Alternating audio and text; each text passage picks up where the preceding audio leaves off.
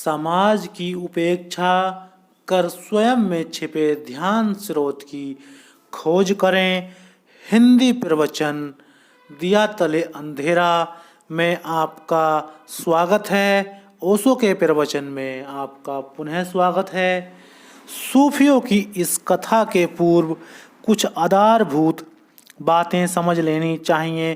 पहली बात, समाज भीड़ के मनोविज्ञान से जीता है। समाज में सत्य की चिंता किसे भी नहीं, दूसरों से सहमति बनी रहे इसकी ही चिंता है। समाज के साथ व्यक्ति कैसे समायोजित रहे, एडजस्ट रहे इसकी ही चिंता है। समाज झूठ हो तो व्यक्ति को भी झूठ हो जाना पड़ता है। व्यक्ति बहुत अकेला है, समाज बड़ा है, और जब तक समाज से बड़े का सहारा ना मिले तब तक इसके अतिरिक्त कोई उपाय भी नहीं है कि समाज के साथ सहमत रहा जाए।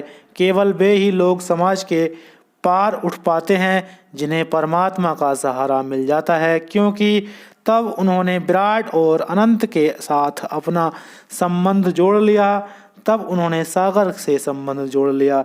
नदी से संबंध टूट भी जाए, डबरे से संबंध टूट भी जाए तो भी कोई अंतर नहीं पड़ता। परमात्मा में प्रविष्ट होते ही व्यक्ति समाज से मुक्त हो पाता है, अन्यथा समाज बहुत ही बड़ा घटना है। चारों तरफ वे ही लोग हैं, उनसे जरा भी तुम भिन्न हुए कि तुम पागल हो, उनसे जरा भी तुम अन्य हुए कि तुम ना समझ हो। जेम्स थर्बर की एक बहुत प्रसिद्ध कथा है कि सांपों के देश में एक बार एक शांति प्रिय नेवला पैदा हो गया। नेवलों ने तत्क्षण उसे शिक्षा देनी शुरू की कि सांप हमारे दुश्मन हैं, पर उस नेवले ने कहा, क्यों, मेरा उन्होंने अब तक कुछ भी नहीं बिगाड़ा। पुराने नेवलों ने कहा, ना समझ तेरा ना बिगाड़ा हो, लेकिन वे सदा से हमारे दुश्मन हैं, उनसे हमारा विरोध जातिगत है। पर उस शांति प्रिय नेवले ने कहा, जब मेरा उन्होंने कुछ नहीं बिगाड़ा तो मैं क्यों उनसे शत्रुता पालूं। खबर फैल गई नेवलों में कि एक गलत नेवला पैदा हो गया है जो सांपों का मित्र और नेवलों का दुश्मन है। नेवले के बाप ने कहा, यह लड़का पागल है। नेवले की माँ ने कहा, यह लड़का बीमार है। नेवले के भाइयों ने कहा, यह हमारा भाई बुज़दिल है। समझाया बहुत उसे कि यह हमारा फर्ज है, राष्ट्रीय कर्तव्य है कि हम सांपों को मारें। हम इसलिए हैं, इस पृथ्वी को सांपों से खाली कर देना है, क्योंकि उनके कारण ही सारी बुराई है, सांप ही शैतान है। उस शांति प्रिय नेवले ने कहा, मैं तो इससे कोई फर्क नहीं देखता, सांपों को भी मैं देखता हूँ, मुझे उनमें कोई शैतान नहीं दिखाई पड़ता। उनमें भी संत हैं और शैतान हैं, जैसे हम में भी संत और शैतान हैं। खबर फैल गई कि वह नेवला वस्तुतः सांप ही है, सांपों की तरह रेंगता है, और उससे सावधान रहना, क्योंकि शकल उसकी नेवले की है और आत्मा सांप की है। बड़े बूढ़े इकट्ठे हुए पंचायत की, और उन्होंने आखिरी बार कोशिश की कि नेवले को समझाने की कि तू पागलपन मत कर। उस नेवले ने कहा, लेकिन सोचना समझना तो जरूरी है। एक नेवला भीड़ में से बोला, सोचना समझना गद्दारी है। दूसरे नेवले ने कहा, सोचना समझना दुश्मनों का काम है। फिर जब वे उसे ना समझा पाए तो उस नेवले को उन्होंने फांसी दे दी। जेम्स थर्बर ने अंतिम वचन इस कहानी में लिखा है कि यह शिक्षा मिलती है कि अगर तुम अपने दुश्मन के हाथ ना मारे गए तो अपने मित्रों के हाथ मारे जाओगे, मारे तुम जरूर जाओगे। ऐसी ही स्थिति प्रत्येक मनुष्य की है। तुम जब पैदा होते हो तब तुम परमात्मा से जुड़े पैदा होते हो, क्योंकि उसके बिना कोई जीवन नहीं। तब तुम शुद्धतम स्रोत से जुड़े हो। अभी तुमने वह जल नहीं पिया जिसको पीने से आदमी पागल हो जाता है। वह जल समाज की शिक्षा, सभ्यता, संस्कृति, वह जल जो समाज की बड़ी जल्दी तुम्हें पिलाएगा। और एक बार तुमने वह जल पी लिया तो तुम भूल ही जाओगे कि तुम्हारे भीतर शुद्ध जल का झरना भी कल कल नाद कर रहा है। इसलिए समाज जल्दी से उत्सुकता लेता है बच्चों को शिक्षित करने की इतनी उत्सुकता क्यों? अगर बच्चा थोड़े दिन अशिक्षित रह जाए तो इसमें बुराई क्या? मनोवैज्ञानिक कहते हैं कि 7 वर्ष की उम्र तक बच्चा अपने जीवन का 50% ज्ञान ले लेता है, फिर पूरे जीवन से 50% ही सीखता है। इसलिए माँ बाप, धर्म संप्रदाय, धर्म गुरु जल्दी से बच्चे की गर्दन पकड़ते हैं, उसका खतना करेंगे। मुसलमान, यहूदी, हिंदू उसे जनेऊ पहनाएंगे, यज्ञोपवीत संस्कार करेंगे, जल्दी ही उसे भीड़ का हिस्सा बनाने की उत्सुकता है। ईसाई उसका बिप्तिसा करेंगे। आदमी किसी को भी स्वीकार नहीं, अकेला खालिस आदमी सभी को अस्वीकार है। या तो हिंदू या मुसलमान या ईसाई या जैन या कोई और 300 पागलपन है। जमीन पर 300 धर्म हैं और इन धर्मों को मैं पागलपन कहता हूँ, क्योंकि धर्म जब 300 होंगे तो पागलपन ही होगा। धर्म तो एक ही हो सकता है, तभी पागलपन नहीं होगा। और उस शुद्ध धर्म का झरना ना तो पंडित से मिलता है, ना मौलवी से, ना चर्च से, ना मंदिर से। उस शुद्ध धर्म का झरना तुम्हारे भीतर है और उस दिन तुम्हें मिल जाएगा जिस दिन समाज के द्वारा पिलाए गए जहर से तुम मुक्त हो जाओगे। बच्चा पैदा होता है तब तुम उस झरने से भरा है। इसलिए बच्चे की आंखों में संतत्व होता है, बच्चे की आंखों में वह झलक होती है अनंत की। और जब भी कोई ज्ञान को उपलब्ध हो जाता है तो फिर उसकी आंखों में वही बच्चे जैसी झलक आ जाती है, बर्तुल पूरा हो जाता है। जीसस ने कहा है, जो बच्चों की तरह हैं वे ही केवल प्रभु के राज्य में प्रवेश कर सकेंगे। ठीक ही कहा है, लेकिन समाज तुम्हें बच्चों की तरह नहीं रहने देता, काटता है, छांटता है, सुधारता है, बनाता है। समाज राजा नहीं है कि परमात्मा ने उन्हें तुम्हें जैसा बनाया है वैसे तुम ठीक हो। समाज परमात्मा के स्वयं को ज़्यादा समझदार समझता है। वह तुम्हारे अंग काटेगा, तुम्हारी बुद्धि छांटेगा, तुम्हारे ऊपर नियंत्रण बिठाएगा। समाज तुम्हें जंगल के वृक्ष की तरह नहीं छोड़ता, उस बागवान की तरह है जो तुम्हें सब तरफ से काट रहा है, काट कर रूप देगा। बागवान कहता है कि यह सौंदर्य है, वृक्ष की आत्मा कटती है, वृक्ष के प्राण तड़पते हैं, बागवान का सौंदर्य निर्मित होता है। तुम भी कटे हुए वृक्ष हो, सब तरफ से छांट दिए गए हो। जो छांट दिया गया है वह भी परमात्मा ने तुम्हें दिया था, लेकिन पंडितों ने, पुरोहितों ने छीन लिया। और अगर तुम जरा भी लीक से यहाँ से वहाँ हुए कि तुम पागल हो, पश्चिम में मनोवैज्ञानिक बड़ा गहरा काम कर रहे हैं और वे इस खोज पर, इस निष्कर्ष पर पहुँचे हैं कि पागल खानों में जो लोग बंद हैं उनमें से अधिक लोग पागल नहीं हैं, उनमें से अधिक लोग सिर्फ लीक से हट गए हैं, इसलिए पागल समझे जा रहे हैं। R.D. लैंग इस समय पश्चिम का बड़े से बड़ा मन सिद्ध है। उसका कहना है कि पागल खानों में बहुत से तो ऐसे लोग बंद हैं कि अगर उन्हें मौका मिलता है तो वे संतत्व को उपलब्ध हो जाते हैं।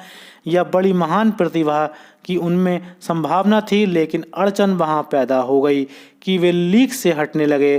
प्रतिभाशाली सदा लीक से हटता है, सिर्फ जड़ बुद्धि लीक पर चलता है। कबीर ने कहा है, सिंहों ने के नहीं, लेहड़े संतों की नहीं जमात। कोई सिंह भीड़ में नहीं चलते, सिर्फ भेड़ें चलती हैं और संतों का तुम समाज न पाओगे। संत अकेला चमकता है, जितनी साधारणता प्रतिभा का प्रति व्यक्ति होगा उतना ही लीक से उतरेगा, उतना ही समाज उससे बदला लेगा। तुम बुद्धुओं के पीछे चल सकते हो, बुद्धिमानों के पीछे नहीं। तुम्हारे सब नेता समाज उससे बदला लेंगे। तुम्हारे सब नेता वैसे हैं, वे तुम ही जैसे हैं, तुम्हारे जैसे ही पागल, तुम्हारी जैसी ही धारणाओं में बंधे, तुमसे भी ज़्यादा शायद बंधे। यही उनकी अपील है। मैंने सुना है एक पागल खाने में पुराने डॉक्टर की बदली हुई और एक नया डॉक्टर आया। पागल खाने के सारे अंतेवासियों ने बड़ा स्वागत समारोह किया, फूल मालाएं पहनाई, फूल फेंके, बड़े आनंदित हुए, नाचे। डॉक्टर भी थोड़ा चिंतित हुआ क्योंकि और भी पागल खानों में वह रह चुका था। इतना आनंद पागलों ने कभी ना मनाया था और डॉक्टर से पागल नाराज रहते हैं। तो उसने पूछा पागलों के मुखिया से कि इतनी खुशी की क्या बात है। तो उसने कहा कि आप बिल्कुल हम जैसे लगते हैं। पहला जो डॉक्टर था वह बिल्कुल पागल था और आप बिल्कुल हम जैसे लगते हैं। आपको देखकर ही कोई कह देगा कि आप भी अंतेवासी हैं, इसलिए हम बड़ा आनंद मना रहे हैं।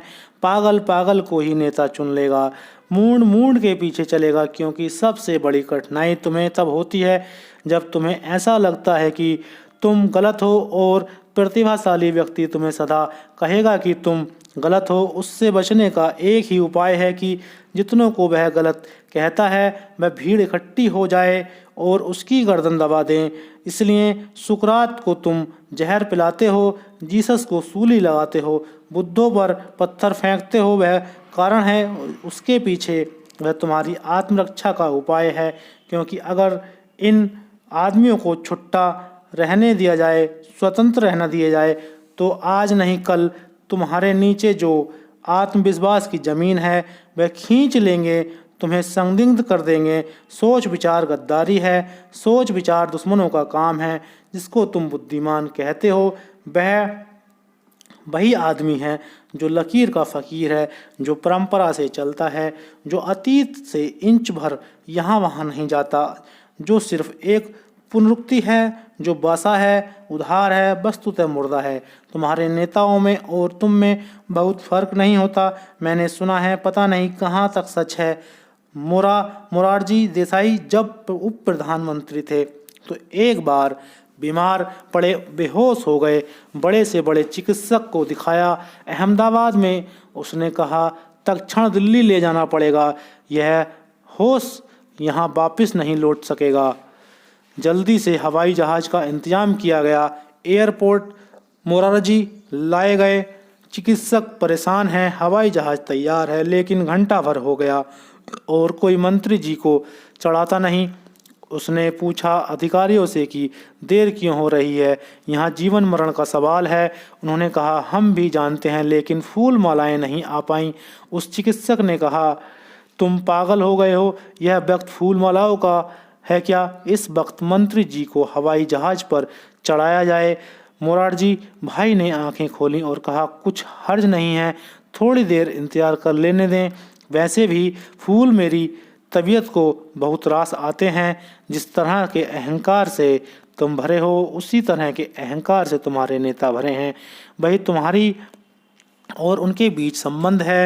जिस तरह की विक्षिप्तता तुम में है उसी तरह की विक्षिप्तता तुम्हारे गुरु में है। वही तुम्हारे और उसके बीच सेतु है। इसलिए जब बुद्ध पुरुष पैदा होते हैं तब तुम्हारी पहली प्रतिक्रिया उनके विरोध में होती है। तुम उन पर हंसते हो, तुम सब तरह के सिद्ध करने का उपाय करते हो कि इनका दिमाग खराब हो गया है, क्योंकि दो ही बातें हो सकती हैं, या तो ये पागल हैं और या फिर तुम पागल हो। और स्वयं को पागल समझना अत्यंत कठिन है, क्योंकि अहंकार पूरा का पूरा गिरता है। कोई पागल स्वयं को पागल नहीं समझता, कोई पागल, बड़े से बड़े पागल भी स्वयं को बिल्कुल ठीक समझता है। और ध्यान रहे, जो पागल यह समझ ले कि मैं पागल हूँ, समझ लेना उसका पागलपन गया। वह रात टूट गई, वह सपना अब चल नहीं सकता, क्योंकि वह बड़ी बुद्धिमानी की घटना है। यह समझ लेना कि मैं पागल हूँ। सुकरात ने कहा है ज्ञानी का लक्षण पहला कि वह समझ ले कि मैं अज्ञानी हूँ। स्वस्थ व्यक्ति का पहला लक्षण ही यह है कि वह समझ ले कि मुझ में पागलपन है। H.G. वेल्स एक कहानी कहा करते थे। वे कहते थे एक दफ़ा मैं ट्रेन में सवार हुआ और एक आदमी मेरे पास बैठा था। वह इतना उदास था कि मुझे पूछना ही पड़ा इतनी उदासी क्यों, क्या परेशानी है। वह ऐसा मुर्दे की तरह बैठा हुआ था कि जैसे अब मरा। तो उस आदमी ने अपना दुख रोया। उसका दुख यह था कि उसने कहा कि अब मैं क्या बताऊं, किसको कहूं, मेरी पत्नी पागल हो गई है और वह अपने को मुर्गी समझने लगी है और 24 घंटे कुकड़ू किया करती है। उसका कुकड़ू मेरे सिर में घूमता रहता है रात दिन। तो H.G. वेल्स ने उसको कहा कि भाई इसमें इतने परेशान होने की ज़रूरत नहीं, किसी अच्छे मनोविशेषज्ञ को दिखाओ, ठीक हो जाएगी, इससे भी बड़ी बीमारी ठीक हो जाती है। उसने और भी उदास होकर कहा साहब वह तो ठीक है कि ठीक हो जाएगी, लेकिन हमें अंडों की ज़रूरत भी रहती है। अब पागल कौन? कोई पागल अपने को पागल नहीं समझता, सभी पागल दूसरे को पागल समझते हैं। जिस दिन तुमने समझ लिया कि मैं पागल हूँ, तुम्हारे जीवन में क्रांति की किरण आनी शुरू हुई।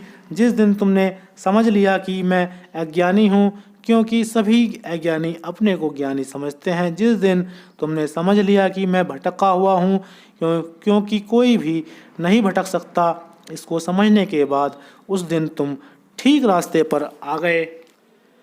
लेकिन समाज दूध के साथ जहर पिलाता है, वह सब अनजाने चल रहा है। जिस ढांचे में बाप है, माँ है, समाज है, गुरु है, उसी ढांचे में बच्चे को बिठा लेंगे, बिना इस बात की फिक्र किए कि वह ढांचा बुनियादी रूप से गलत था। इस जमीन को गौर से देखो, अगर ये ढांचे गलत ना हो तो क्यों इतनी ज़रूरत है युद्धों की? हर 10 वर्ष में एक महायुद्ध जरूरी हो जाता है। करोड़ों लोग जब तक मारे ना जाएं हर 10 वर्ष में, तब तक आदमियत को चैन नहीं और बेहुदा कारणों से मारे जाते हैं। ऐसे कारण कि तुम भी अगर थोड़े होश में आओगे तो हंसोगे। एक डंडे पर कपड़ा लटका रहता है, उसको झंडा कहते हो, उसको किसी ने झुका दिया, इसमें युद्ध हो सकता है। कपड़े का टुकड़ा है, इसमें लाखों लोग मर सकते हैं। तुमने एक मंदिर बना रखा है, वहाँ एक भगवान की प्रतिमा तुम बाजार से खरीद लाए हो, उसे स्थापित कर दी, किसी ने उसको फोड़ दिया, दंगे हो जाएंगे। छोटे बच्चे भी इतने बचकाने नहीं, उनकी गुड्डी तोड़ दो तो थोड़ा शोरगुल करेंगे, फिर भूल जाएंगे। लेकिन तुम्हारे दंगे जीवन भर चलेंगे, जन्मों जन्मों चलेंगे, पीढ़ी दर पीढ़ी दोहराए जाएंगे, क्योंकि किसी ने मंदिर तोड़ दिया है। परमात्मा का कोई मंदिर तोड़ा जा सकता है? यह सारा अस्तित्व उसका मंदिर है। तुम्हारे मंदिर तोड़े जा सकते हैं जो तुमने बनाए हैं, क्योंकि वे परमात्मा के मंदिर नहीं हैं। जो तोड़ा जा सकता है उसमें ही सिद्ध हो गया कि वह परमात्मा का नहीं। परमात्मा का तो कुछ भी तोड़ा नहीं जा सकता। जो बनाया जा सकता है वह तोड़ा जा सकता है। बनाने में ही तुमने भूल की थी, इसलिए तोड़ दिया गया। कोई मस्जिद में आग लगा देता है और मोहम्मद परेशान रहते हैं जिंदगी भर समझाने में कि परमात्मा का कोई आवाज़ नहीं, वह सभी जगह है, उसका कोई नाम नहीं, कोई रूप नहीं, कोई मूर्ति नहीं। लेकिन मस्जिद मंदिर में भिन्न नहीं है, वहाँ मूर्ति तो नहीं है लेकिन मस्जिद ही मूर्ति हो गई। और पागलपन हमारा ऐसा है कि अगर तुम मूर्ति बनाओगे तो तुम काफिर हो जाओगे, पापी हो जाओगे, अज्ञानी हो जाओगे। यह बात यहाँ तक पहुँच गई कि अगर मोहम्मद का कोई चित्र बना ले तो उसकी जान खतरे में। मोहम्मद का कोई चित्र छाप दे तो उपद्रव हो जाएंगे, क्योंकि मूर्ति नहीं है कोई, परमात्मा की मूर्ति नहीं है। मोहम्मद की तो हो सकती है, परमात्मा निराकार है, मोहम्मद निराकार नहीं है। उनका तो चित्र हो सकता है लेकिन नहीं। जब पागलपन चढ़ता है तो अति पर जाता है। बचपन में से जो बाप का धर्म है, माँ का धर्म है, परिवार का धर्म है, वह अपने बच्चों को पिलाने के ढंग इतने सूक्ष्म है कि पता भी ना चलता। वह उस मंदिर ले जाएगा जहाँ वे जाते रहे हैं, लेकिन कोई यह नहीं सोचता कि इन मंदिरों के कारण दुनिया में शांति आई या अशांति बढ़ी। पर सोचना विचारना गद्दारी है, सोचना विचारना दुश्मनों का काम है।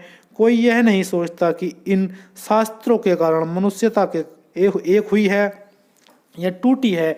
आदमी आदमी के बीच दीवार किसकी है? शास्त्रों की दीवार है। कोई नहीं पूछता कि तुम्हारे धर्मों ने तुम्हें जोड़ा या अलग किया, सब धर्म तोड़ दिए। आदमी को खंड खंड, एक धर्म में भी 50 खंड हो जाते हैं। कैथोलिक ईसाई, प्रोटेस्टेंट ईसाई ने के उतने ही खिलाफ हैं जितने हिंदू के खिलाफ हैं, हिंदू से भी ज़्यादा खिलाफ हैं। सारे धर्म कहते हैं प्रेम करो, सारे धर्म कहते हैं भाईचारा, बंधुत्व, मित्रता। सारी पृथ्वी उसकी ही है, एक ही पिता है, सब उसके पुत्र हैं। लेकिन यह सब बातचीत रह जाती है। यह कहने वाले तलवारें उठा लेते हैं और वे यह भी कहते हैं कि बिना तलवार उठाए शांति कैसे होगी। वे कहते हैं लड़ना तो पड़ेगा ही, तभी शांति होगी। शांति के लिए युद्ध करना जरूरी हो जाता है। कोई भी नहीं पूछता कि हम युद्ध तो करते रहें, शांति अब तक क्यों ना आई। कोई 3000 साल में 15,000 युद्ध हुए, 5 युद्ध प्रतिवर्ष, और क्या चाहते हो। हिसाब लगाते हैं इतिहासवादी, तो वे कहते हैं ऐसा दिन खोजना मुश्किल है जब कहीं ना कहीं युद्ध ना चल रहा हो। जमीन पर कभी वियतनाम हो, कभी कोरिया हो, कभी इजराइल हो, कभी कश्मीर हो, कभी बांग्लादेश हो, युद्ध कहीं ना कहीं चलना ही चाहिए। आदमियत कभी भी स्वस्थ नहीं है।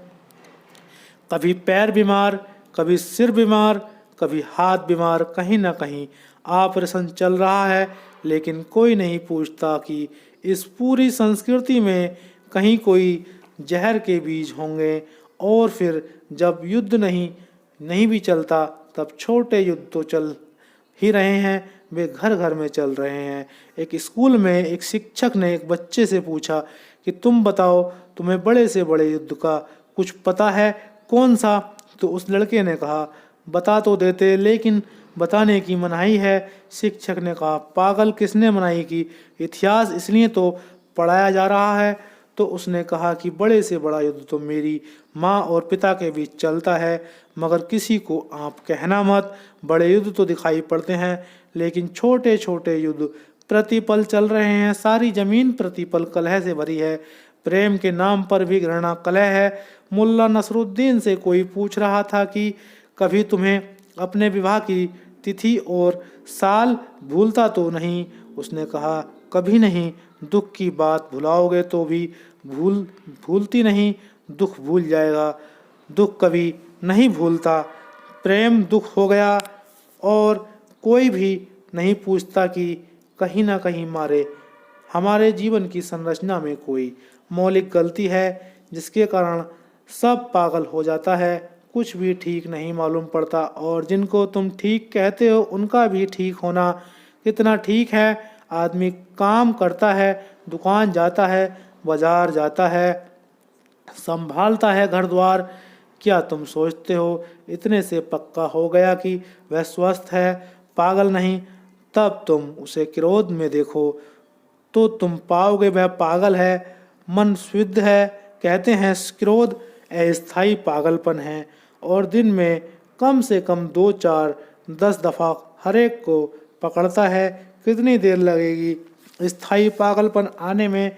उदास आदमी को देखो और फिर तुम अपने मस्तिष्क की अगर जांच करो तो तुम बहुत हैरान हो जाओगे कि वहाँ क्या चलता है। तुम वहाँ पाओगे सब तरह के पागल मौजूद हैं। तुम्हारे भीतर जो चलता रहता है वह बहुत हैरानी का है। तुम उस तरफ देखते ही नहीं।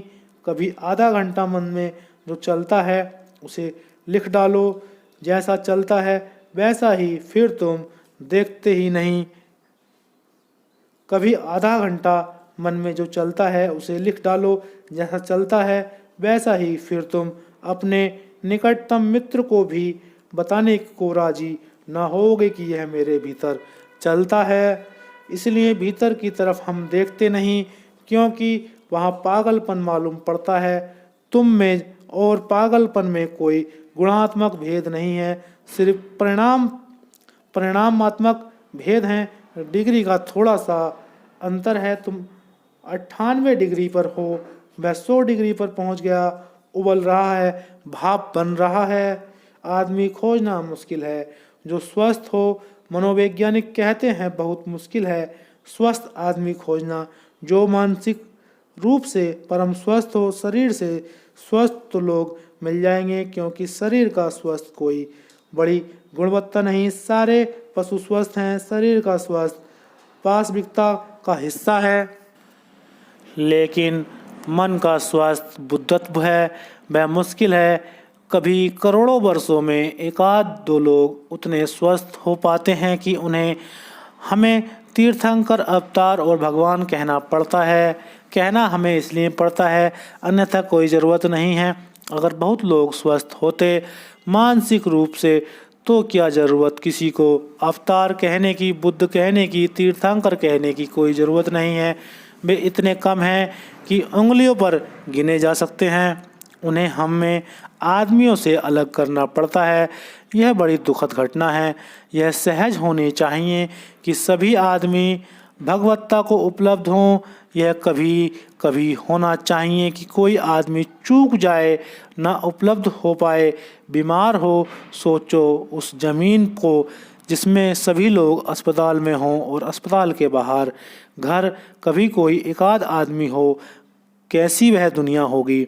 ऐसी ही अभी मन की दृष्टि के से हालात हैं, लेकिन कोई नहीं सोचता जब एक नया बच्चा पैदा होता है तो एक नई दुनिया की शुरुआत हो सकती है, पर हमारा पुराना मन उसे भी जल्दी लीप पोत पर कर हमारे साथ राजी कर देता है। हमारे अहंकार है, बाप चाहेगा बेटा मेरे जैसा हो, बिना इसकी फिक्र किए कि मैंने क्या पा लिया, जो मैं बेटे को बर्बाद करने की तैयारी कर रहा हूँ। मैं तो था, मेरे जैसा क्या मिला। परिवार के लोग चाहते हैं बेटा हमारे जैसा हो, हमारा प्रतीक रहे। हम तो ना रहेंगे, लेकिन हमारा नाम बेटे के साथ रहे। लेकिन क्या है तुम्हारे नाम में? अगर जरा खोज बीन करोगे तो मुश्किल में पड़ोगे। एक नया आदमी धनपति हो गया।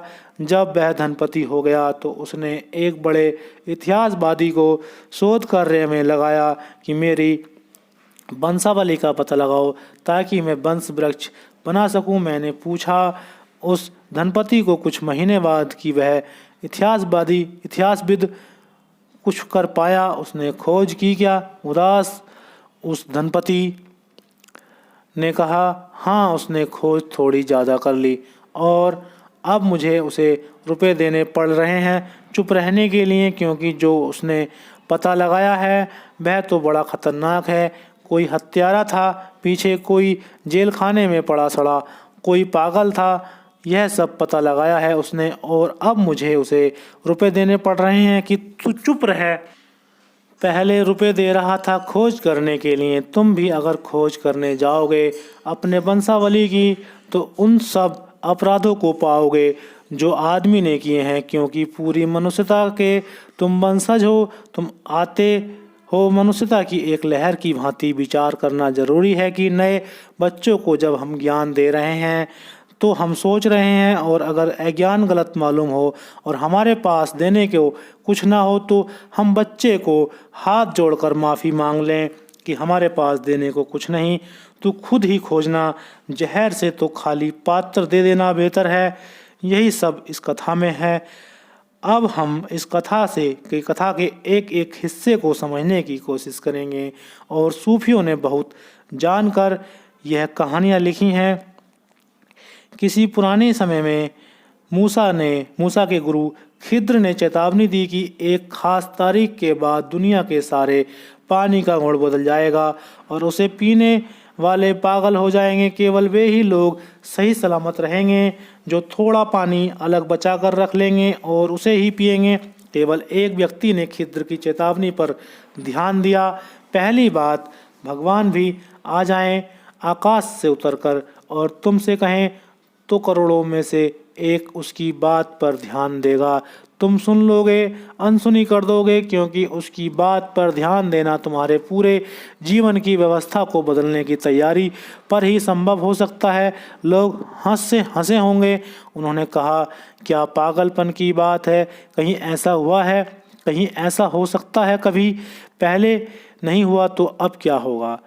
अब क्यों होगा? लोग अतीत से जीते हैं और सोचते हैं भविष्य सिर्फ अतीत की पुनरुक्ति है। इसलिए लोग कहते हैं अनुभव इकट्ठा करो, अनुभव से जियो। अनुभव से जो जिएगा उसका अर्थ यह होता है कि वह अतीत के ही आधार पर भविष्य को पुनरुक्त करेगा। मैं तुमसे कहता हूँ, बोध से जियो, अनुभव से नहीं, क्योंकि अनुभव तो मरा हुआ है, वह अतीत का है। बोध सदा वर्तमान का है। जो हो चुका है वह अब कभी ना होगा। जिंदगी प्रतिपल बदल रही है। गंगा बही जाती है, सूरज जला जाता है, सब बदलता जाता है और तुम अनुभव से जीते हो।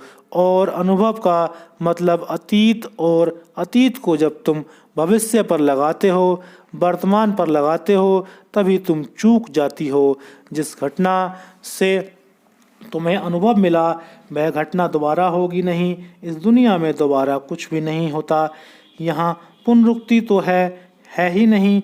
यहाँ प्रतिपल नया है। जैसे हर कोमपल नई है और हर सुबह की ओस नई है, ऐसा हर क्षण यहाँ नया है। इस नए में पुराने का तुम जो कचरा ले आते हो उसी से उपद्रव होता है। तुम भी नए हो जाओ और तुम भी कोमपल की तरह नए बोधपूर्ण रहो, तब तुम्हारा जो भी प्रत्युत्तर होगा जीवन को वह सही होगा। पंडित और ज्ञानी में यही फर्क है। पंडित अतीत के अनुभव से जीता है, ज्ञानी सिर्फ बोध से जीता है, ज्ञान से नहीं, जाग कर जीता है। अतीत को साथ लेकर नहीं चलता कि उससे हिसाब लगवाए। जैन फकीरों की एक मीठी कथा है। दो मंदिर थे एक गांव में, दोनों मंदिरों के पुजारियों में विरोध था। जैसा कि होता है, दोनों एक दूसरे के खिलाफ पीढ़ी दर पीढ़ी से दुश्मन थे, न कभी मिलते थे। रास्ते पर भी एक दूसरे से मिल जाएं तो बच कर निकल जाते थे। लेकिन दोनों पुजारियों के पास दो छोटे लड़के थे जो उनकी सेवा में थे। बाजार से सामान लाना, सब्जी खरीद लाना, दौड़ धूप के काम। बच्चे बच्चे हैं, बूढ़ों को भी बिगाड़ने में देर लग जाती है। उन बच्चों को भी पुरोहित कहते थे कि देखो, दूसरे मंदिर के बच्चे के साथ खेलना मत। लेकिन बच्चे बच्चे हैं, बिगड़ने में समय लगता है। वे कभी कभी रास्ते पर मिल जाते थे तो दो बात भी कर लेते थे। एक दिन पहले मंदिर का बच्चा वापस आया। वह उदास था और उसने अपने गुरु को कहा कि आज बड़ी मुश्किल हो गई। मैं जा रहा था, रास्ते पर चौराहे पर दूसरे मंदिर का लड़का मिला। मैंने उससे पूछा कहाँ जा रहे हो, तो उसने कहा जहाँ हवा ले जाए। तो फिर मैं कुछ भी ना सोच पाया कि अब मैं क्या कहूँ। उसने तो बड़ी पहेली कह दी। गुरु बहुत नाराज हुआ कि पहले तो तूने भूल की पूछ कर, क्योंकि उन अज्ञानियों से पूछना क्या, और जब मैं यहाँ मौजूद हूँ तो जो भी पूछना हो मुझसे पूछ। और पूछ कर तूने सिद्ध किया कि अब अज्ञानी है। हम सदा उत्तर देते हैं, पूछते हम कभी नहीं। अब पूछ ही लिया है तो उसे हराना जरूर है। तू हार कर लौटा है, ऐसा कभी नहीं हुआ। कभी इस मंदिर का कण कण विजेता है। यहाँ सारी कथा विजय की है। हम हारे कभी नहीं, कल उसे हराना पड़ेगा तुझे। कल फिर पूछना कहाँ जा रहे हो, और वह जब कहे हवा जहाँ ले जाए तो कहना अगर हवा ना चल रही हो, सब बंद हो, फिर क्या करोगे। उसका मुंह बंद करना जरूरी है। यही उत्तर है धार्मिकों का मुंह बंद कर देना। दूसरों का लड़का उत्सुकता से जल्दी उठकर चौराहे पर दूसरे दिन खड़ा हो गया। आया दूसरे मंदिर का लड़का। उसने पूछा कहाँ जा रहे हो। उसने कहा जहाँ पैर ले जाएं। बड़ी मुसीबत हो गई। उत्तर तैयार था लेकिन स्थिति बदल गई। बंधे उत्तर लोगों की यही दशा होती है। हर वक्त उनका उत्तर तैयार है और स्थिति रोज बदलती है। उत्तर कहीं ना कहीं बैठता है। सब जगह अड़चन आ जाती है। लोटा दुख में। और उसने कहा वह लड़का बेईमान है। कल कुछ कहा, आज बदल गया। गुरु ने कहा उस मंदिर के लोग सदा के बेईमान हैं, इसलिए हम कहते हैं उनसे बात ही मत करना। बेभरोसे के नहीं हैं। हम जिस उत्तर पर अटल हैं उस पर अटल रहते हैं। उसका कोई भरोसा नहीं। जब जैसा देखा बदल गए। उनकी स्थिति तो गिरगिट जैसी है, अवसरवादी है, अपॉर्चुनिटिस्ट है, मगर हारना जरूर है। तो कल फिर पूछना कहाँ जा रहे हो। वह लड़का कहेगा पैर जहाँ ले जाएं। तो कहना और अगर लंगड़े हो गए फिर कहाँ क्या करोगे। उसका मुंह बंद करना हर हालत में जरूरी है। बस पंडित एक दूसरे का मुंह बंद करने में लगे रहते हैं। वह लड़का फिर जाकर और भी जल्दी खड़ा हो गया। आया उधर से दूसरे मंदिर का लड़का। पूछा उसने कहाँ जा रहे हो? उसने कहा, बाजार सब्जी लेने जा रहे हैं। अब कोई उत्तर की संगति न रही, न पैर हवा न हवा। वह लौटा बहुत दुख में। उसने अपने गुरु से कहा कि इसका मुंह बंद करना मुश्किल है, क्योंकि मैं तैयार उत्तर ले जाता हूँ और वह बदल जाता है। जिंदगी भी ऐसी ही बदल रही है प्रतिपल, और तुम तैयार ले कर उसके पास जाते हो। तुम अगर जिंदगी को चूक रहे हो तो तुम्हारे तैयार उत्तरों के कारण चूक रहे हो। परमात्मा का अगर द्वार बंद है तो तुम्हारे ज्ञान के कारण बंद है। तुम अपने ज्ञान को हटाओ और तुम उसे पाओगे। वह सामने खड़ा है, लेकिन तुम चाहते हो धनुष बाण लेकर खड़े हो, क्योंकि हम तो रामचंद्र जी का उत्तर पकड़े बैठे हैं कि मुंह पर बांसुरी बजाओ रख कर, क्योंकि हम तो कृष्ण के भक्त हैं। तुम हो भक्त। जिंदगी ना कृष्ण को मानती है, न राम को, न बुद्ध को। ये सब जिंदगी में पैदा हुए हैं। जिंदगी इनके किसी के ढांचे को नहीं मानती। वह रोज बदल जाती है। जिंदगी पुनरुक्त नहीं होती। कृष्ण एक बार दोबारा नहीं होते। जिंदगी बासी नहीं होती। जिंदगी रोज नए को पैदा करती है। अब वे दोबारा मोर मुकुट बांध कर खड़े न होंगे, और तुम मोर मुकुट वाले कृष्ण की प्रतीक्षा कर रहे हो। तुम थकोगे, मरोगे, मिटोगे। वे कृष्ण अब आएंगे नहीं। वह बात चूक गई। अब हो सकता है वे टाई वगैरह बांध कर खड़े हों। तुम चूक जाओगे। तुम कहोगे, टाई और कृष्ण ये कैसा है? कभी नहीं। लेकिन क्या अड़चन है? मोर मुकुट बांध सकते हो, टाई नहीं। मोर मुकुट कुछ बेहतर है, टाई से क्या? लेकिन मोर मुकुट परंपरागत उत्तर है, समझ में आता है। एक गांव में मैं गया था, वहां दंगा हो गया क्योंकि कॉलेज के लड़के एक नाटक खेल रहे थे। नाटक एक मजाक था, लेकिन लोग मूड हैं और मजाक को भी नहीं समझ पाते। मूड का लक्षण ही यही है कि वह मजाक को बिल्कुल ही नहीं समझ पाते। नाटक का मॉडर्न रामलीला मजाक ही था, एक व्यंग था, लेकिन झगड़ा हो गया क्योंकि रामचंद्र जी टाई वगैरह बांधे पैंट कोट पहने खड़े थे नाटक में, और सीता जी सिगरेट पी रही थीं। झगड़ा हो गया, वहीं दंगा फसाद हो गया, वहीं कुर्सियां तोड़ डालीं, मंच पर लोग चढ़ गए। उन्होंने कहा कि अपमान हो गया। बड़ी हैरानी की बात है, शास्त्रों में लिखा है कि विष्णु स्वर्ग में बैठे तांबूल चर्वण करते रहते हैं। वह चलेगा, पान खाए चलेगा, मोर मुकुट बांधे चलेगा, क्योंकि वह उत्तर हमारा सुना हुआ है। इतनी बार दोहराया गया कि हम धूप भूल ही गए। जरा मोर मुकुट बांधकर चौखटे पर खड़े हो जाओ, कैसा पता चलता है लोग समझेंगे पागल हो गए हैं। जिंदगी रोज बदल जाती है और तुम्हारा उत्तर कभी नहीं बदलते। तुम जिंदगी से रोज चूक जाते हो, तुम्हारा कहीं मेल ही नहीं होता। अगर परमात्मा तुम्हें नहीं मिल रहा तो तुम्हारे बंधे हुए उत्तरों की वजह से। और जब भी तुम्हें कोई नया उत्तर दिया जाएगा तुम सुनोगे नहीं, क्योंकि तुम इतने पुराने से भरे हो। मूसा और गुरु खिद्र ने चेतावनी दी कि एक घड़ी आ रही है जब दुनिया का सारा पानी अपना गुणधर्म बदल देगा। जो भी उसे पिएगा पागल हो जाएगा, और जिसको पागलपन से बचना है वह इस पानी को बचा ले। एक आदमी ने सुनी, आदमी हैरानी का रहा होगा। वैसे ही आदमी बनो तो ही तुम्हारी जिंदगी में कुछ घट सकता है। नए की सुनो, नए की गुनो, नए को पहचानो, लेकिन उसके लिए नई आँख चाहिए, नया हृदय चाहिए। पुराना हृदय, पुरानी आँख नए को कैसे पहचानेगी? और इसलिए तुम चूक जाते हो। और परमात्मा सदा नया अवतरण है, प्रतिपल वह नया होकर आ रहा है। उसकी कला चुक नहीं गई है। जिसकी कला चुक जाती है वे ही पुराने को दोहराते हैं। परमात्मा अनंत कला है, वह कभी नहीं चुकेगा। उसे पुराने को दोहराने की जरूरत ना पड़ेगी। वह रोज नए को जन्माता जाएगा। पुराने को तो सभी दोहराते हो। जब तुम और कुछ ना कर पाते तुम्हारी प्रतिभा चूक जाती है।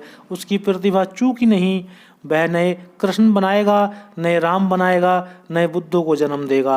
वह रोज नया करेगा और नए को सुनने की क्षमता ही उससे मिलन का द्वार बनेगी।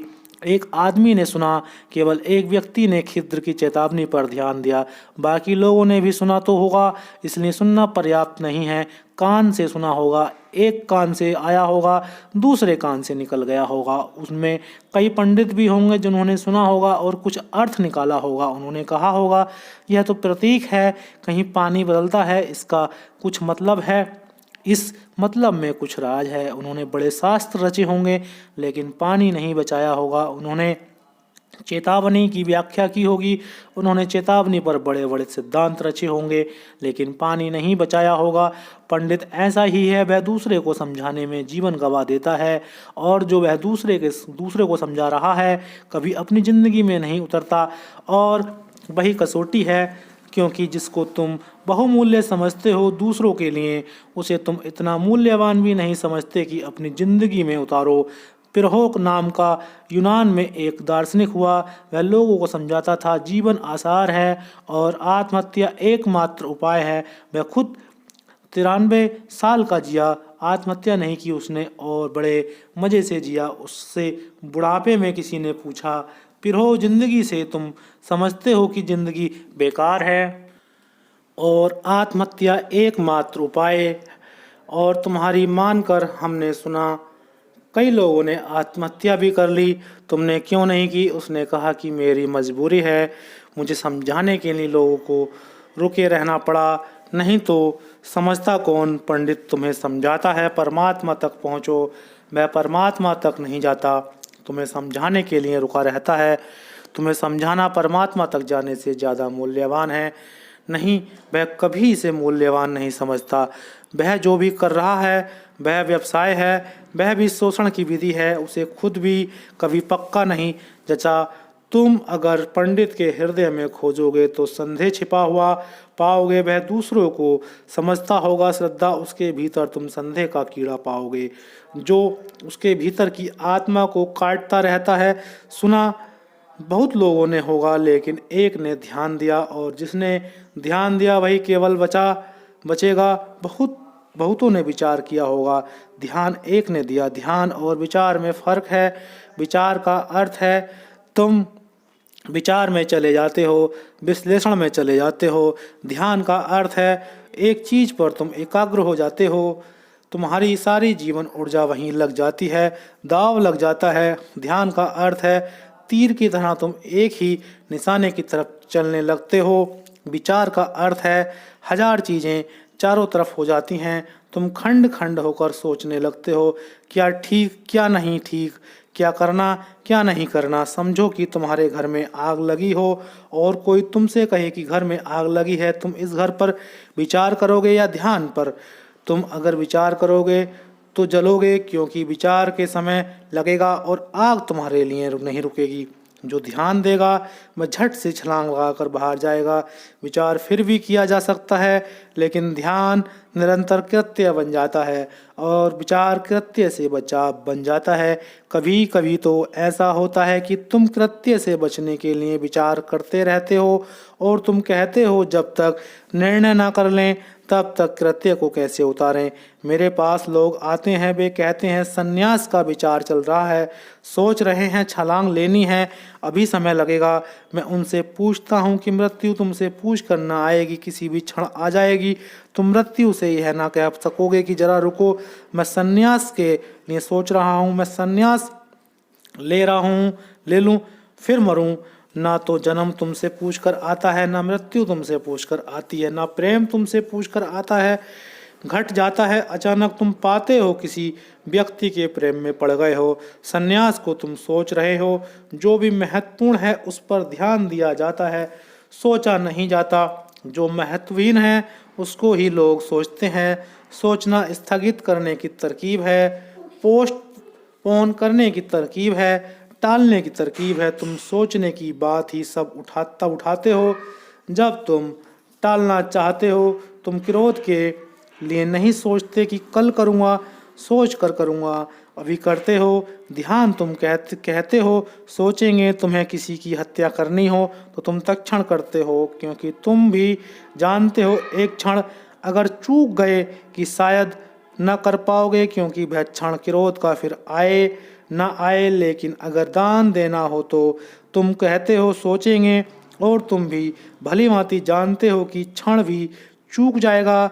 मार्क ट्वेन ने लिखा है अपने संस्मरण में, एक चर्च में मैं गया। जो पुरोहित बोल रहा था वह इतना अद्भुत बोल रहा था कि 5 मिनट सुनने के बाद मुझे लगा कि $10 मेरी जेब में है, दान करके जाऊंगा। यह चर्च देने जैसा है। व्याख्यान चलता रहा, लेकिन मेरे भीतर एक नई उलझन चलने लगी कि 10 देना जरूरी है, 5 से काम नहीं चलेगा क्या? जैसे ही मैंने सोच लिया कि 10 देना है, वैसे ही व्याख्यान से मेरा संबंध टूट गया और भीतर एक धारा चलने लगी कि 5 से भी काम चल जाएगा। और अभी कुछ कहा तो है नहीं, किसी को पता भी नहीं है।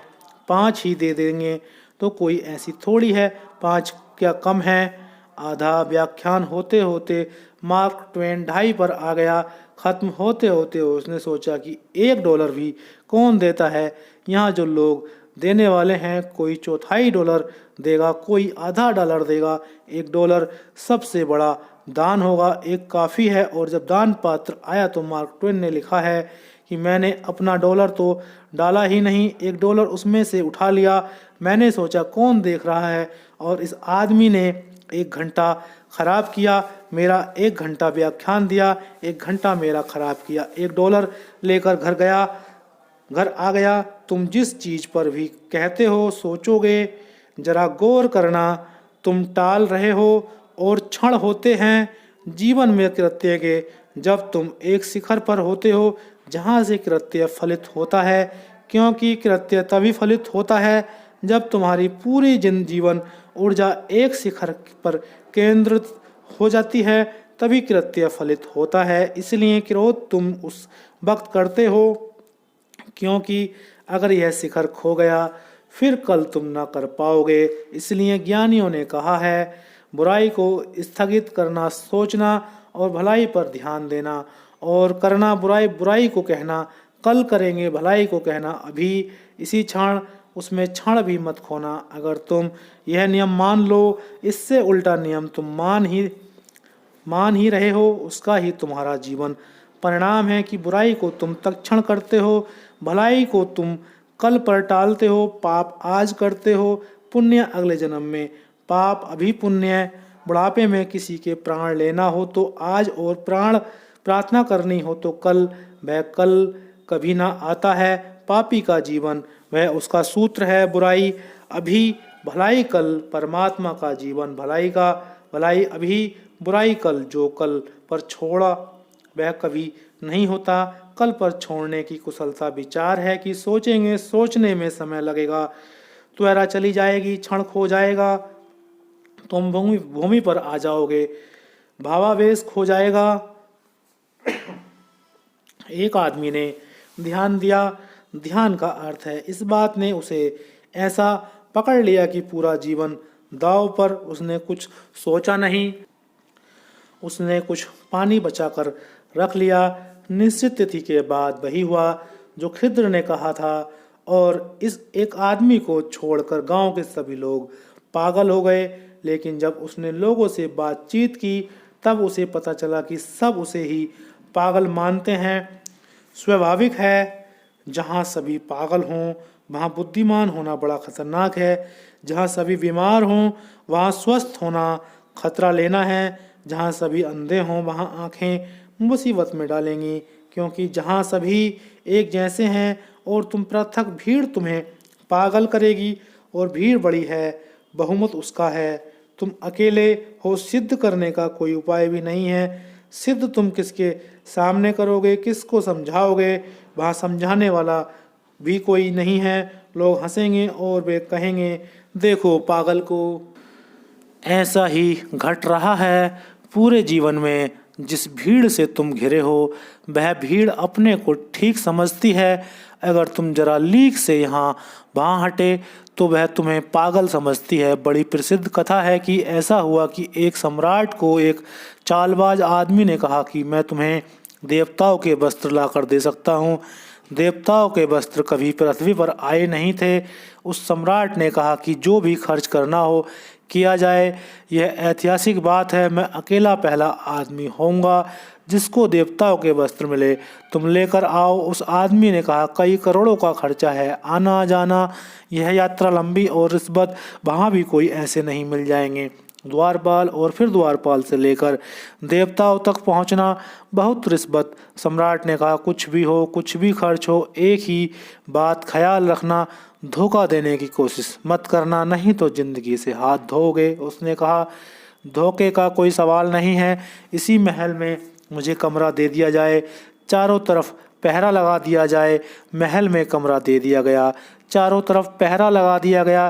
धोखे का कोई कारण नहीं था। निश्चित तिथि पर वह आदमी बाहर आया, एक बड़ी खूबसूरत पेटी लेकर आया। दरबार में पेटी रखी, सारे दरबारी इकट्ठे हैं। राजधानी में बड़ा शोरगुल है, लोग इकट्ठे हैं, भीड़ों का भीड़ टूट रही है। महल की तरफ रास्ते भरे हुए हैं, सारी राजधानी भर गई है देखने वालों से। देवताओं के वस्त्र, उसने राजा की पगड़ी ली, पेटी में हाथ डाला, खाली हाथ बाहर निकाला और कहा, यह देवताओं की पगड़ी है, लेकिन एक बात कह दूं, जब मैं चलने लगा तो देवताओं ने कहा, यह साधारण वस्त्र नहीं है, केवल उन्हीं को दिखाई पड़ेंगे जो अपने ही बाप से पैदा हुए हों। हाथ खाली था, पगड़ी उसमें थी नहीं। राजा ने गौर से भी देखा कि पगड़ी है नहीं, लेकिन अब झंझट है। उसने झट से पगड़ी ली और कहा, आह, कैसी सुंदर पगड़ी, जो थी ही नहीं, सिर पर रख ली। सारे दरबारी तालियां बजाने लगे। एक एक को दिखाई पड़ा कि पगड़ी तो नहीं है, लेकिन जब सब ताली बजा रहे हों, सबको दिखाई पड़ रहा है, तो हम क्यों झंझट में पड़े। यही सब की दशा थी। पगड़ी किसी को दिखाई ना पड़ी, लेकिन सभी ने सोचा कि बाकी सबको दिखाई पड़ रही है, तो सिर्फ मैं ही नाहक अपने पिता और अपने वंश के संबंध में क्यों गलतफहमी का कारण बनूं। लोग एक दूसरे से बढ़कर तालियां बजाने लगे और एक दूसरे से बढ़कर प्रशंसा करने लगे। कोई पीछे ना खड़ा रहा, क्योंकि कहीं शक ना हो जाए कि यह आदमी पीछे क्यों खड़ा है, कुछ बोलता क्यों नहीं। लोग चुप भी ना रह सके, क्योंकि कहना जरूरी है, लोग से जोर से कहना जरूरी है। और जब सबने प्रशंसा की तो राजा ने कहा, हो ना हो, मेरा ही जन्म संदिग्ध है, मगर अब कुछ करना ठीक नहीं। चुपचाप पगड़ी पहन लेना ठीक है। पगड़ी उसने पहन ली, जो थी ही नहीं। यही सभी वस्त्रों का हुआ। वह चालाक आदमी उसके वस्त्र लेकर पेटी में डालता गया, क्योंकि वे भी कीमती थे और बचाना जरूरी थे। और खाली हाथ बाहर आता। कोट आया, कमीज आया और अंत में आखिरी वस्त्र भी उसका चला गया। राजा बिल्कुल नंगा खड़ा है और दरबार ताली पीट रहा है। इससे सुंदर वस्त्र कभी देखे नहीं गए। और उस चालबाज आदमी ने कहा कि अब रथ तैयार किया जाए, क्योंकि करोड़ों लोग इकट्ठे हैं और सभी वस्त्र देखने को आतुर हैं। और उस चालबाज आदमी ने गांव में डुंडी पिटवा दी कि ये वस्त्र साधारण वस्त्र नहीं हैं, ये केवल उन्हीं को दिखाई पड़ेंगे जो अपने ही बाप से पैदा हुए हैं। सभी अपने बाप से पैदा हुए हैं।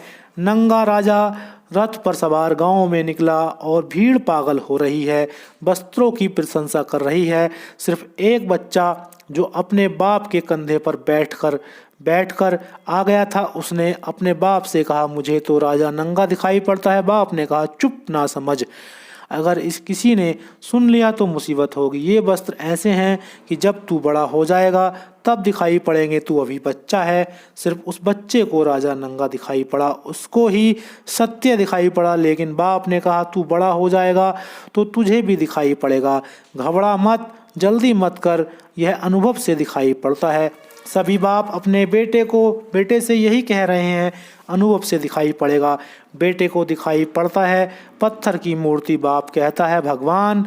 राजा नंगा है, बाप कहता है वस्त्र पहने हुए है। बाप झुकता है, बेटे को भी झुकाता है, झुको नमस्कार करो, यह भगवान है। बेटा इनकार भी करना चाहता है, उसका इनकार सही भी है, क्योंकि उसे वही दिखाई पड़ता है जो है कि यहाँ सिर्फ मूर्ति हैं, खिलौनों के सामने झुकाया जा रहा है। लेकिन बाप कहता है अनुभव से तुझे भी दिखाई पड़ेगा, और इसको भी अनुभव से दिखाई पड़ने लगेगा। दिखाई इसलिए पड़ने लगेगा क्योंकि अनुभव का केवल इतना ही मतलब है कि चालबाज हो जाएगा और यह भी समझ लेगा कि इसमें इनकार करने में झंझट है। भीड़ झूठ मानती है तो भीड़ का झूठ मान लेना उचित है। भीड़ जो कहती है उसके साथ चलने में सुविधा है।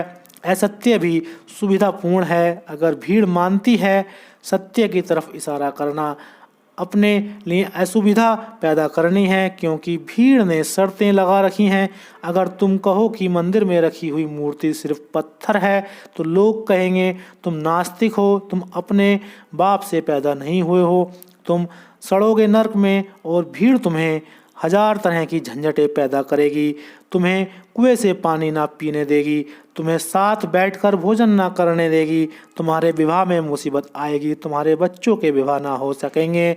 मेरे पास लोग आते हैं, वे कहते हैं आपकी बातें तो ठीक लगती हैं, लेकिन मैं जैन हूँ, मैं ज़्यादा अभी आ नहीं सकता क्योंकि मुझे लड़की की शादी करनी है। शादी हो जाए फिर मुझे कोई डर नहीं, फिर मैं आऊँगा, लेकिन अभी लड़की की शादी करनी है। अगर ज़्यादा आया और लोगों को संदेह हो गया तो मुझे लड़की की शादी करने में मुसीबत हो जाएगी। तुम्हारा धर्म तुम्हारी सुविधा है या तुम्हारा सत्य है? सुविधाएं, और जो सुविधाएं खोज रहा है उसे सत्य कभी ना मिलेगा, क्योंकि पहली तो असुविधा यह है कि सत्य की कि तुम अकेले पड़ जाओगे। तुम सत्य की दुनिया में कोई प्रतिस्पर्धा ना पाओगे। वहाँ तुम बिल्कुल अकेले होगे। वहाँ कोई तुम्हारे साथ दौड़ता हुआ ना मिलेगा। वह एकांगी पगडंडी है। वहाँ कोई राजपथ नहीं। वहाँ बहुत नहीं जाते क्योंकि बहुत सुविधा के लिए जीते हैं। वह एक अकेला आदमी जो स्वस्थ था पागल हो गया क्योंकि भीड़ ने उसे कहा कि तुम पागल हो, तुम्हारा दिमाग मालूम होता है खराब हो गया। और निश्चित ही भीड़ ने कहा जाना होगा कि खिद्र की चेतावनी झूठी थी, कोई भी पागल नहीं हुआ। ऐसा समझो कि यहाँ हम बैठे हैं, चारों तरफ चीज़ें हैं। अगर परमात्मा किसी चमत्कार से सभी चीज़ों को समान अनुपात में छोटा या बड़ा कर दे, हमें पता नहीं चलेगा। समझ लो कि अभी जो है जो तुम्हारी ऊंचाई 6 फीट है वह 3 फीट हो जाए एकदम, लेकिन तुम्हारी अकेले की नहीं, आसपास बैठे सब लोगों की, मकान की तुम जिस गज से नापते हो उसकी सब चीज़ें आधी हो जाएं। अभी तो किसी को भी पता ना चलेगा कि कुछ फर्क हो गया। कैसे पता चलेगा? वृक्ष भी आधे हो जाएंगे, मकान भी आधा हो जाएगा। अगर तुम 6 इंच के भी हो जाओ इसी वक्त और सब चीज़ें तुम्हारे साथ 6 इंच की हो जाएं, तुम्हें पता भी ना चलेगा। अगर तुम चींटियों जैसे हो जाओ और सभी चीज़ें उसी अनुपात में छोटी हो जाएं, तुम्हें कभी पता नहीं चलेगा, क्योंकि पता चलने के लिए विपरीत चाहिए। कोई चीज़ पुराने ढंग से रह गई हो वह चाहिए। सारी भीड़ पागल हो गई और भीड़ ने कहा होगा देखो वह खिद्र कहता था लोग पागल हो जाएंगे अगर यह पानी पियोगे। तारीख भी आ गई और हमने पानी भी पिया और हम पागल नहीं हुए। वह खिद्र गलत है। यही तुम भी कह रहे हो। तुम कहते हो बुद्ध ने कहा है ऐसा करोगे तो पागल हो जाओगे। कहाँ हम पागल हुए? महावीर कहते हैं ऐसा करो तो नरक में सड़ोगे। ऐसा हम कर रहे हैं और नरक में नहीं सड़ रहे हैं। और मैं तुमसे कहता हूँ तुम सड़ रहे हो। मैं तुमसे कहता हूँ तुम पागल हो गए हो, लेकिन तुम्हारे चारों तरफ उसी तरह के लोग हैं, इसलिए कोई फर्क नहीं पड़ता। सबकी ऊंचाई बराबर है। जो उन्होंने कहा है वह ठीक हो रहा है, लेकिन तुम्हें पता नहीं चल सकता। तुम अकेले हो तो पता चले। सिर्फ एक आदमी को पता चला कि वह पागल हो गया है, जो कि पागल नहीं हुआ था। उसे भर अड़चन हुई कि अब क्या करूं, और उस आदमी ने वही किया जो साधारण बुद्धिमान आदमी करेगा। उसने नया पानी पी लिया ताकि असुविधा मिट जाए। इसलिए बगावती बेटे भी देर अबेर परेशान होकर पानी पी लेते हैं और समाज के साथ हो जाते हैं। एक उम्र होती है तब थोड़ी सी बगावत करते हैं, फिर ठंडे हो जाते हैं। तुम देखो अमेरिका में हिप्पी बिटनिक है, तुम उनमें कभी भी 30 साल के ऊपर ना पाओगे। बस 30 साल के करीब हुए कि वे वापस समाज में लौट जाते हैं, उसी समाज में जिसकी बगावत की थी। तब तक उनको भी अकल आ जाती है कि यह पागलपन है और पूरा समाज हमें पागल समझ रहा है। वे लौट जाते हैं। 30 साल के बाद हिप्पी कहाँ जाते हैं? 18-19 के करीब हिप्पी पैदा होता है, 30 के करीब विदा हो जाता है। 70 साल का हिप्पी दिखाई नहीं पड़ता। क्या मामला है? सभी अपनी जवानी में क्रांति के जोश में भरते हैं। फिर जैसे जैसे समझ आता है, समझ का मतलब जैसे जैसे सुविधा की अकल आती है, तो जिस बच्चे को दिखाई पड़ रहा कि राजा नंगा है, वह भी कहता है कि नहीं मेरी भूल थी, राजा वस्त्र सुंदर पहने हुए है। उसके कंधे पर भी उसका बेटा कभी कहेगा कि राजा नंगा है, वह कहेगा ना समझ है। ठहर, मैं अनुभव से कहता हूँ कि उम्र बढ़ने पर कपड़े दिखाई पड़ने लगेंगे। ऐसा सदियों से चलता रहा है। हर बेटा कंधे पर एक बार जरूर कहता है, क्योंकि बच्चे के पास नई आंख होती है, उसे तुम अभी झुठला नहीं पाते। वह सच्चा सीधा साफ साफ कह देता है, इसलिए बच्चे बड़ी असुविधा पैदा करते हैं। तुम भी जानते हो बच्चे घर में असुविधा पैदा करते हैं। तुम उन्हें समझाते हो सच बोलना और तुम उनसे कहते हो कि कोई घर आने वाला है, तुम उसको कह देना कि घर नहीं है। बच्चे की समझ के बाहर हो जाता है। मामला क्या है? एक बाप ने अपने बेटे को कहा कि अगर कोई पूछे पिताजी घर पर हैं क्या, तो तू पहले पूछना आप कौन हैं। मित्र हैं? मित्र हैं ऐसा कहे तो कहना आइए भीतर। अगर कहे कि मैं इंश्योरेंस का आदमी हूँ, बीमे के लिए आया हूँ, तो कहना बाहर गए हैं, कब लौटेंगे कुछ पता नहीं।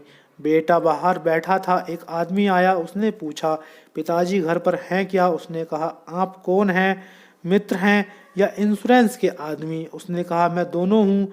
बेटे ने कहा तब ठीक, आइए घर के भीतर बैठें। तथा अभी बाहर गए हैं, कब लौटेंगे कुछ पता नहीं, क्या करेंगे करे।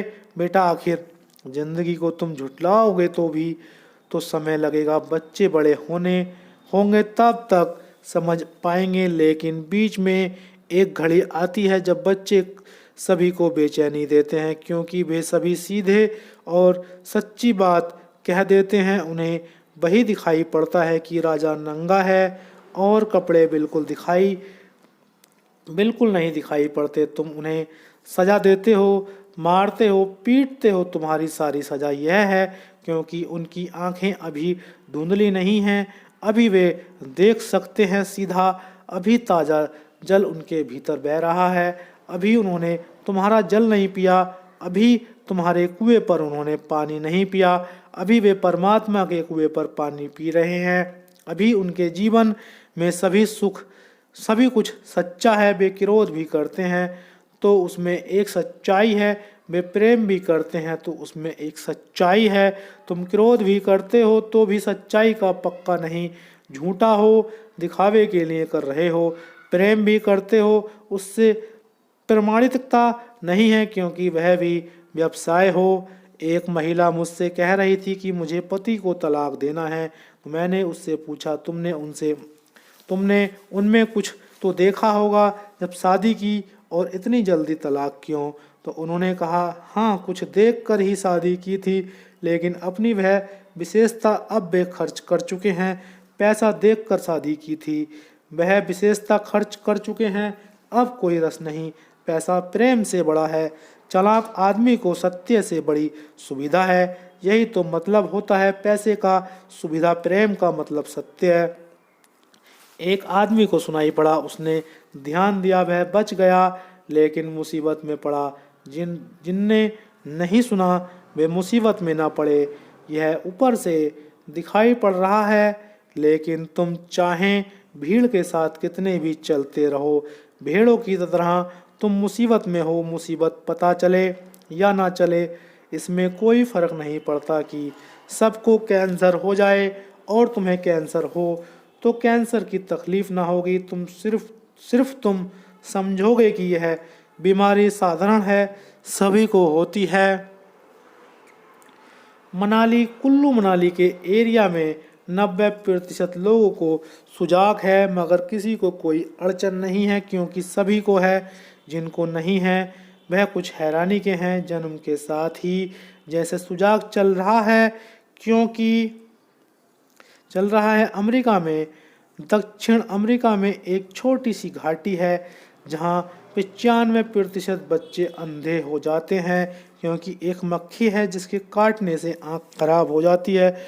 तो अंधापन स्वाभाविक है। जब पहली दफ़ा उस घाटी के लोगों को पता चला कि बड़ी ज़मीन है जहां सभी की आंखें हैं, उन्होंने विश्वास ना किया। उन्होंने कहा, यह बात गलत है, यह तो हो ही नहीं सकता। ऐसी कथा है उस घाटी में कि पुराने समय में जब कि लोग समझदार थे, जब कोई बच्चा आँख वाला पैदा हो जाता था तो उसकी आंखें फोड़ देते थे, क्योंकि 2-3% आदमी आँख वाले हों तो उनको अड़चन ही आएगी।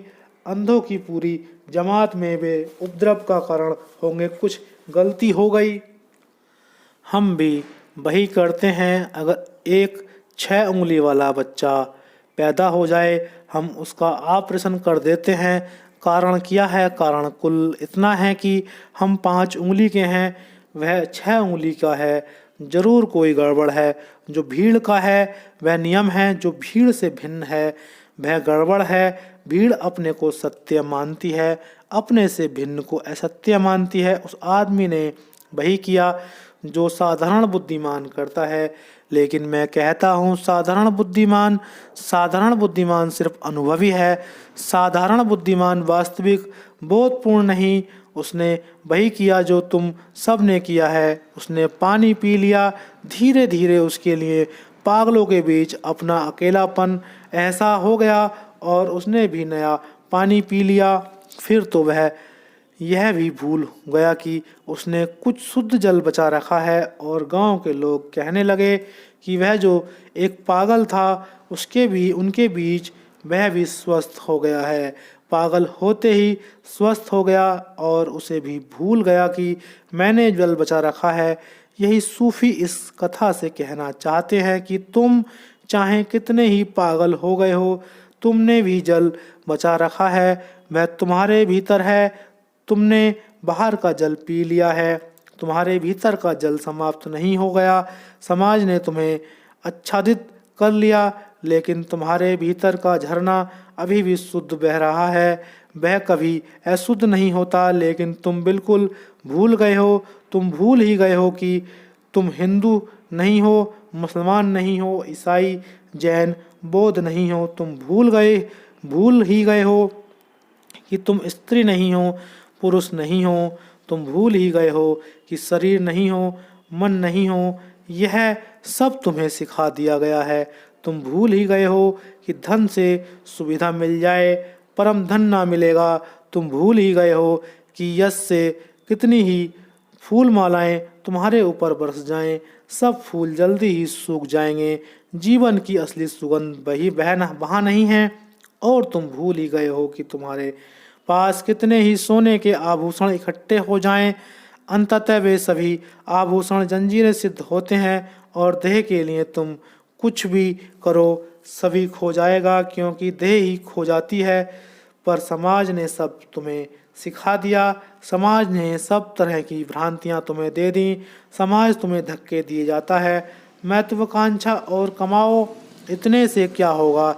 किसी ने एंड्रू कार्नेगी, अमेरिका के एक बहुत बड़े अरबपति से पूछा कि पुरुष के जीवन की बड़े से बड़ी सफलता क्या है, तो एंड्रू कार्नेगी ने कहा, पुरुष के जीवन की सफलता यह है कि वह इतनी कमाई कर ले कि उसकी पत्नी खर्च न कर पाए सुनकर आदमी हैरान हुआ। उसने ऐसी परिभाषा की अपेक्षा न की थी। तो उसने पूछा, और फिर स्त्री की सफलता क्या है? तो एंड्रू कार्नेगी ने कहा, ऐसे आदमी को खोज लेना जो इतना कमाए कि पत्नी खर्च न कर पाए, यह स्त्री की सफलता है। पर इन सफलताओं की दौड़ में सभी असफल हो जाते हैं। तुम ही खाली नहीं हो, तुम्हारे राष्ट्रपति, तुम्हारे प्रधानमंत्री, तुम्हारे सम्राट सब खाली हैं। पूछो निक्सन को क्या बचा? सिर्फ रुग्णता, बेचैनी, परेशानी। पूछो हेल्सी लासी को क्या बचा? 50 वर्ष का सम्राट। हाथ क्या लगा? निंदा, अपमान। जो आज प्रशंसा करते हैं वे ही कल पत्थर फेंकते हैं। पहले दिन ही सावधान हो जाना। जब प्रशंसा करने वाले लोग आएं तभी हाथ जोड़ लेना, क्योंकि जिसने प्रशंसा की वह कभी ना कभी पत्थर फेंक कर बदला लेगा। ध्यान रखना, जिसने तुम्हारी प्रशंसा की वह तुम्हें कभी क्षमा ना कर पाएगा। वह तुमसे बदला लेगा। जब तक पत्थर ना फेंक देगा तब तक उसके भीतर बेचैनी रहेगी। पत्थर फेंक कर हिसाब किताब बराबर हो गया। फूल पहनाए, पत्थर फेंक दिए, मामला निपट गया। दिया था वापस ले लिया, अन्यथा खटकता रहेगा। कोई चीज कमी मालूम पड़ती रहेगी जिसकी तुम प्रशंसा करते हो आज, कल तुम उसकी निंदा करते हो। फिर भी लोग दौड़े जा रहे हैं प्रशंसा के लिए। किनसे तुम प्रशंसा पाना चाहते हो? जो खुद पागल हैं उनकी प्रशंसा पाकर भी क्या करोगे? वे तुम्हारा शोरगुल मचाए उससे भी क्या होगा? जो जीवन में खुद धनहीन हैं, जिनके भीतर सिवाय गरीबी के और कुछ भी नहीं, जिनके भीतर सिवाय दुख के और कुछ भी नहीं, उनकी फूल मालाओं में उनका दुख ही आएगा और क्या आएगा। लेकिन तुम्हें दिखाई नहीं पड़ता, तुम अंधे ही हो, अंधे ही नहीं हो, तुम अंधे से भी बुरी हालत में हो। मैंने सुना है कि बड़े महाकवि मिल्टन ने अंतिम जीवन में शादी की। जब वे अंधे हो गए तब शादी की। आंख वाले आदमी भी ठीक पत्नियां नहीं खोज पाते तो अंधे ने कैसे खोजी होगी, हम समझ ही नहीं सकते। और साधारण गणित से जीने वाले लोग भी चूक जाते हैं तो कविता से जीने वाला तो निश्चित चूका होगा। एक उपद्रवी स्त्री घर में उठा लाया जिसकी जिंदगी भर शांति से बीती, आंखें फूट कर मुसीबत हो गईं।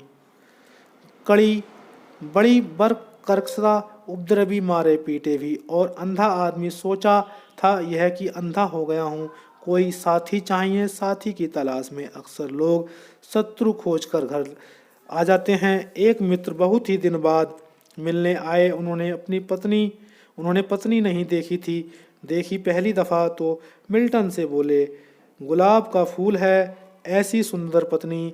मिल्टन ने कहा, फूल है या नहीं, गुलाब का है या नहीं, मैं अंधा हूँ, देख नहीं पाता, लेकिन कांटे मुझे जरूर चुभते हैं। पर तुम अंधे से भी गए बीते हो, तुम्हें कांटे भी नहीं चुभ रहे। तुम्हारी आंखें तो चली गई हैं, तुम्हारी स्पर्श की क्षमता भी खो गई है। तुम जहाँ खड़े हो वहाँ कुछ भी नहीं है, लेकिन फिर भी तुम समझ रहे हो कि कुछ तुमने कमा लिया, कुछ तुमने पा लिया। और वह वहम तुम्हें चारों तरफ खड़े हुए लोग दे रहे हैं। तुम बिल्कुल नंगे खड़े हो, लेकिन लोग कह रहे हैं, आहा कैसे सुंदर वस्त्र तुमने पहने हुए हैं। उस आदमी के राजा तुम ही हो। बिल्कुल नग्न खड़े हो, नग्न आए हो, नग्न जी रहे हो, नग्न मरोगे। लेकिन बीच में बड़े वहम पालोगे कि यह पा लिया, वह पा लिया, इतना इतना साम्राज्य बना लिया, इतनी तिजोरी भर ली, और सब व्यर्थ है। क्योंकि जो मृत्यु छीन ले वह संपत्ति नहीं, जो मृत्यु ना छीन पाए वही संपत्ति है। जो मृत्यु छीन ले वह विपत्ति थी, तुम उसे संपत्ति समझते थे। तुम्हारी भूल थी। जो मृत्यु न छीन पाए वही संपत्ति है, वह तुम्हारे साथ जाएगी, अनंत यात्रा पर तुम्हारी होगी। बस वही एक साथी है, और उसे पाना हो तो भीतर के जल की तरफ वापस लौटना जरूरी है। लेकिन तुम भूल ही गए हो कि वह जल वहाँ है। तुम कुएं की तलाश कर रहे हो, तुम गंदा जल पी रहे हो, तुम ना मालूम किन किन के सामने भिक्षा पात्र लिए खड़े हो कि मैं सन प्यासा हूँ और तुम्हारी प्यास ना बुझेगी। विषाक्त जल से प्यास ना बुझ सकती। तुम्हारी प्यास तो तभी बुझेगी जब तुम भीतर के अनंत स्रोत से पियोगे। जीसस एक कुएं पर गए और उन्होंने कहा, मुझे प्यास लगी है, और एक महिला पानी भरती थी। उस पर महिला ने कहा कि क्षमा करें, तुम परदेसी मालूम पड़ते हो और मैं तुम्हें जल न दे सकूंगी क्योंकि मैं शूद्र जाति की हूँ। जीसस ने कहा, तू फिक्र मत कर, क्योंकि मेरे लिए कोई जाति नहीं है, कोई शूद्र, कोई ब्राह्मण नहीं है। तू मुझे जल दे, और इसके उत्तर में मैं तुझे ऐसा जल दूंगा कि उसे जो भी पी लेता है उसकी प्यास सदा को बुझ जाती है। वे किस जल की बात कर रहे हैं? ऐसा जल जो जो भी पी लेता है उसकी प्यास सदा को बुझ जाती है। वह जल तुम्हारे भीतर बह रहा है। जीसस उसे देंगे नहीं, लेकिन सिर्फ इशारा करेंगे। बुद्ध ने कहा है, बुद्ध पुरुष देते नहीं, सिर्फ इशारा करते हैं, क्योंकि जो देने को है वह तो तुम्हारे पास है, वह तो मिला ही हुआ है। इस सूफी कथा का मर्म इतना ही है कि तुम समाज से कुएं से पीकर पागल हो गए हो। तुम भीड़ के साथ खड़े होकर भटक गए हो। तुम खो ही गए हो। तुम्हें पता ही नहीं कि तुम कौन हो। भीड़ ने जो नाम दिया वही तुम समझते हो तुम्हारा नाम। भीड़ ने जो प्रशंसा दी वही समझते हो तुम्हारा अहंकार है। भीड़ ने निंदा दी तो तुम समझते हो तुम पापी हो। फूल पहनाए और तुम समझते हो तुम महात्मा हो। बस भीड़ जो करती है वही तुम समझते हो। और भीड़ किनकी है? भीड़ तुम जैसे ही भटकते हुए लोगों की है। भीड़ से ही क्या होगा? हजार भटके हुए मिलकर भी तो सत्य को नहीं बना सकते। दो गलत मिलकर एक ठीक तो नहीं हो जाता। तुम करोड़ भी गलत मिल जाओ तो गलती करोड़ गुना हो जाती है। करोड़ असत्य मिलकर भी एक सत्य निर्मित नहीं होता। यह सूफी कथा कहती है। तुमने भी बचाया है। वह जल वह तुम्हारे भीतर है, उसे लेकर तुम पैदा हुए थे। क्या है वह जल? उस जल का नाम ध्यान है। इसलिए वह आदमी बचा सका जिसने ध्यान दिया। तुम भी उसे खोज ले सकते हो अगर ध्यान दो। थोड़े से ध्यान पूर्ण होने की जरूरत है। ध्यान पूर्ण होने का अर्थ है विचार न रह जाए मन में। मन के आकाश में बदलियां विचार की समाप्त हो जाए। नीला गगन रह जाए, शून्य गगन रह जाए। वह ध्यान है। उस ध्यान में तत्क्षण वर्षा हो जाती है। वह जल तुम्हें मिलने लगेगा जो तुम्हारी पसंदीदा है, जिसे कोई मृत्यु नहीं छीन सकती, जिसे तुम जन्म के पहले से लेकर आए हो, जो तुम हो। ध्यान आत्मा है, विचार मन है, विचार उधार है, बाहर से मन दूसरों ने दिया है। आत्मा परमात्मा से मिली, उसको खोज लो। उसका स्वाद तुम्हारे जीवन में पकड़ जाए, फिर तुम्हें भीड़ ना भटका सकेगी। भीड़ कितनी भी बड़ी हो, परमात्मा विराट है। उस एक के सहारे को पाकर फिर तुम इस भीड़ के विपरीत भी चले जाओ तो तुम्हें चिंता ना होगी। तुम इससे अलग भी ना हो जाओगे तो तुम्हें चिंता ना होगी। तुम राजपथ छोड़ दोगे, पगडंडी पकड़ोगे। परमात्मा तक कोई राजपथ नहीं जाता, कोई हाईवे नहीं जाता।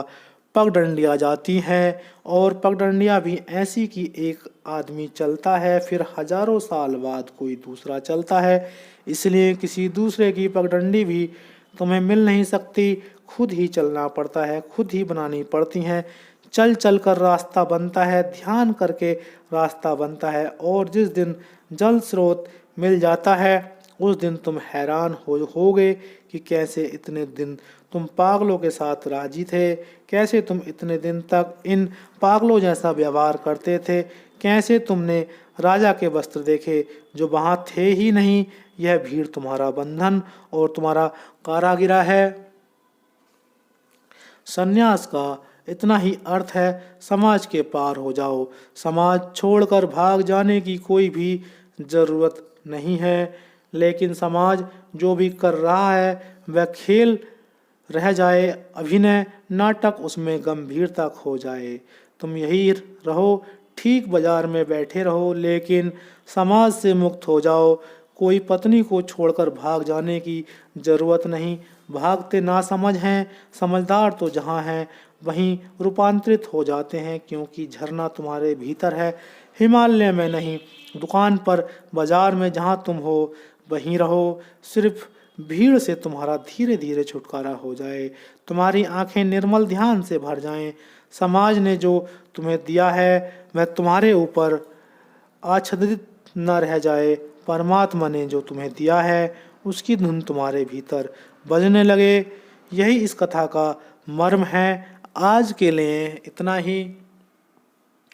समाज की उपेक्षा कर स्वयं में छिपे ध्यान स्रोत की खोज करें। ओशो ने अपने हिंदी प्रवचन में दिया तले अंधेरा बहुत अच्छे तरीके से समझाया है। उम्मीद करता हूँ आप सबको समझ में आया होगा। मुझे बहुत अच्छा लगा, इसलिए आपके साथ मैं शेयर कर रहा हूँ। आप भी शेयर करना ना भूलें। ध्यान से सुने और सुनने के बाद चैनल को सब्सक्राइब करके ज़रूर जाएं। बहुत बहुत धन्यवाद आपका। हृदय से पुनः आपको मैं प्रणाम करता हूँ। मेरे प्रणाम को स्वीकार करें। बहुत बहुत धन्यवाद। Thank you.